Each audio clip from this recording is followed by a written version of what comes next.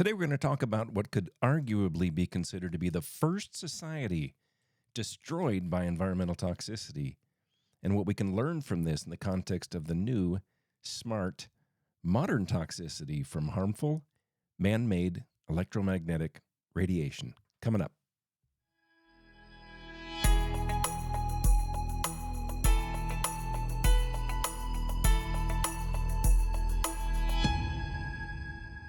Hi, this is Keith Cutter with EMFremedy.com, and we need a little valuable context. Take a listen to the following and consider there's nothing new under the sun. Half the battle in reversing electromagnetic poisoning is technical, but only half. An indispensable half, yes, but the other is mindset, and both are needed for success. So I struggle like anyone else trying to get my arms around what is the perfect analogy for what is happening today with electromagnetic poisoning. Can we make comparisons with cigarette smoking in the last century? Absolutely, and they're really great comparisons. I think they can shed a lot of light. How about the radium use in the early 20th century? You bet. I think there's some great observations there, especially the radium water that they sold for health at that time. Very interesting. Maybe one day we'll talk more about that.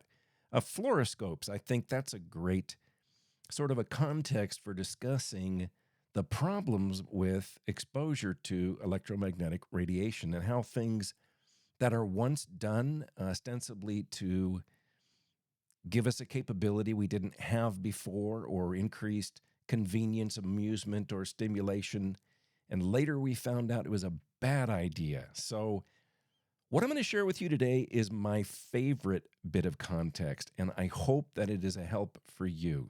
So here we go.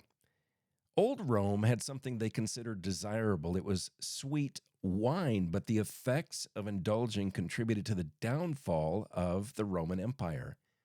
How many died with chronic lead poisoning? What they considered desirable was the unique sweet taste of their wine. The chronic lead poisoning maimed and killed them while diminishing their reproductive abilities as well as their mental and emotional condition. Some would say Rome is the first society to be destroyed by environmental toxicity, which they themselves created. That may or may not be the case, but lead poisoning is certainly contributed. So let's take a look at the facts. All right, the sources for this particular presentation are the book Zapped by Anne Louise Gittleman, the book A Short History of Wine by R. Phillips, Wikipedia, and the bioinitiative.org. So follow along with me. Now, Rome in the 1st century AD made extensive use of lead in things like paint. Interesting, we've used that very recently, lead-based paint as well. Children's toys. When I was a kid, we had toy soldiers that were made of lead. Statues, I've never seen a lead statue, but okay, they used lead to cast their statues. Cosmetics. Coffins, that seems kind of appropriate. Even their roofs were made out of lead. But I think most interesting here is that the water was supplied by lead pipes. I didn't even know they had lead pipes in the 1st century, but they certainly did. And you can even find pictures of what they look like. But the heaviest dose was likely supplied through Roman wine, which was renowned through the ancient world for its unique sweet flavor. The sweet flavor was due to the amount of lead in the beverage, estimated at up to 20 milligrams of lead per day from wine alone. Now, we need to just pause for a moment. We need to consider what the 1st century was like. There were no Slurpees. There was no kombucha. There was no Coca-Cola. There was water and there was wine, and I don't know if there was anything else. There was not a lot of diversity. The reason that they drank wine, not water, is because the sanitation in those days wasn't what we have today. And the bit of alcohol in the wine, by the way, not as much alcohol as our modern wine, so they're not getting looped by having a glass of wine, but more likely to kill the bacteria, which would have been more plentiful.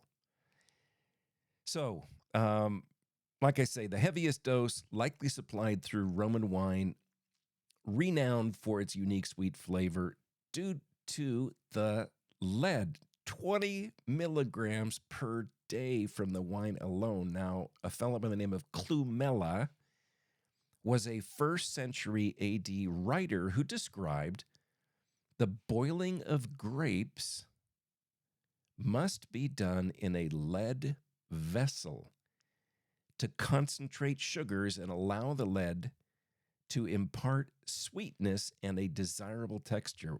Wow. 20 milligrams, more than enough to cause chronic lead poisoning. The bones of people unearthed from that era do show lead contained in the bones. So 20 milligrams, more than enough to cause chronic lead poisoning, which would have included things like diminished fertility, mental and emotional impairments, and other symptoms. And before we dismiss and say, oh, well, that's only part of the population, who drank the wine? All classes of people, all the way from the ruling elite to the soldier to the slave. Everyone, men, women, and children. How much did they drink? It was estimated per capita in urban Rome, a half liter daily, men, women, and children. The brain is the most sensitive organ. Adults would have experienced irritability, memory problems, permanent intellectual disability. That is for those who lived, since seizures, coma, and death were possible. The children who lived would have suffered from emotional disabilities. There would have been decreases in intelligence, nonverbal reasoning, short-term memory, attention, reading ability, arithmetic ability, fine motor skills, emotional regulation, and social engagement. And reproduction would have been an issue, since chronic lead poisoning also caused reduced sperm count with effects on motility and morphology, increased miscarriage, premature birth, and low birth rate. But it's okay, right, since the wine was sweet and all that. Question: as these health effects, especially the reproductive, neurologic, and behavioral, became the norm across the Roman Empire, what would it have been like to live through that time? I mean, let's imagine this together. Imagine you were there as the reproductive issues became commonplace. Would it have seemed normal to parents to experience reproductive difficulty? Was there a hard line of demarcation such that the elders would have noticed how odd it was that their children and grandchildren were having trouble reproducing? Would the diminished mental acuity have become normalized? Was there slang in their language equivalent to today's brain fog? That term, brain fog, I don't know when exactly that emerged, but it's kind of a new thing, right? Everybody says it. Oh, I had a little brain fog. Cognitive deficit. And the behavioral problems, would they be excused as a new normal, or perhaps excused as, well, just how kids are nowadays? Would they have seen a dumbing down among the ruling class? Is it improper to assume there might have been outrageous conduct? How would that have been for the citizens? What kind of suffering did that cause?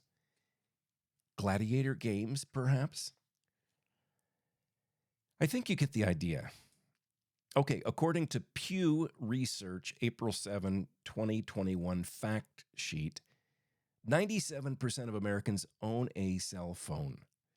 There's no longer a control group in this open air study we're conducting, or open air non study we're conducting. Almost everyone is on the electrical grid. Radio frequency radiation has become the primary ingredient in all of our new smart tech. And there's every reason to believe it's causing genetic, neurologic, and oxidative effects. Check out the Bioinitiative report. But our agencies of protection have been captured by the industries they're meant to control. Check out the Captured Agency publication on harvard.edu. Our mutual confidence in today's world is in the fact that everyone has a cell phone, everyone has Wi-Fi, and of course the attitude, if it was harmful, they wouldn't sell it in stores, right? In Roman times, everyone drank the wine. If wine was harmful, everyone wouldn't be drinking it, right?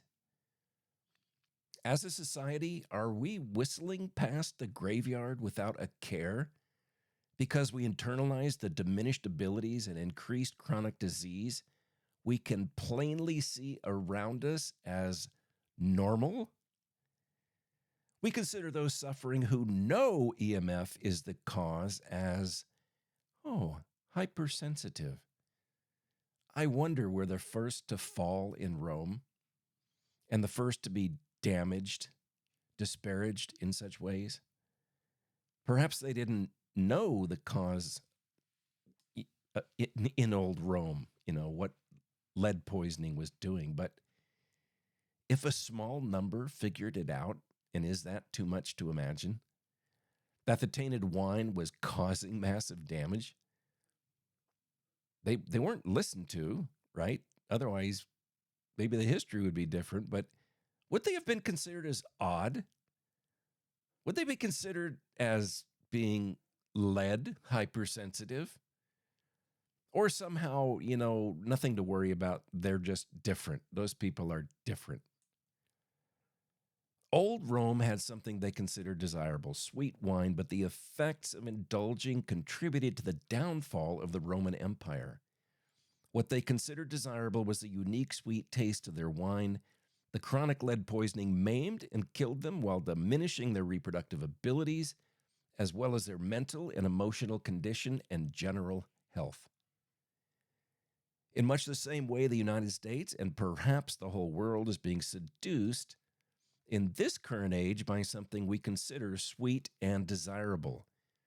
We make our sacrifices at the altar of smart technology powered by RF radiation that facilitates convenience, amusement, and stimulation at a great cost. All smart tech is based on RF radiation, a most unnatural form of radiation now ubiquitous in our homes, businesses, shops, restaurants, schools, and even our places of worship. Drawn by the allure of convenience, amusement, and stimulation, we're poisoning ourselves and each other, even our unborn children, in ways not generally understood by most. We're amusing, stimulating, and conveniencing ourselves to death. This is the context we must understand. This is how serious the battle. You don't have to accept the lead poisoning of this age, even if everyone else is doing so. Make your home a sanctuary free of non-native EMF. Happily, non-native EMF is not a persistent environmental toxin, not like lead.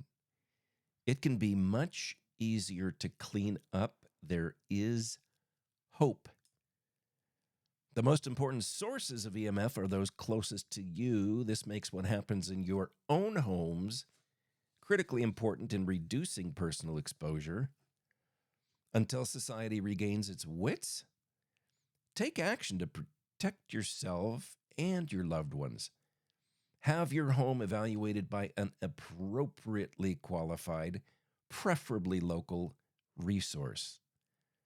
Find out what the EMF challenges are so you can reduce exposure for all those under your roof. Decide to opt out of what others consider smart. Embrace a little inconvenience now and then, and take your amusement and stimulation from the natural world. Our homes are the last bastion of defense. Take control of yours. This is the EMF remedy. So I hope this has been helpful. Our mindset drives our actions. Put another way, awareness precedes control. The wine was sweet in old Rome is a good analogy. Not perfect, but it's my favorite. I hope it's been a help to you. Keith Cutter, emfremedy.com. See you next time.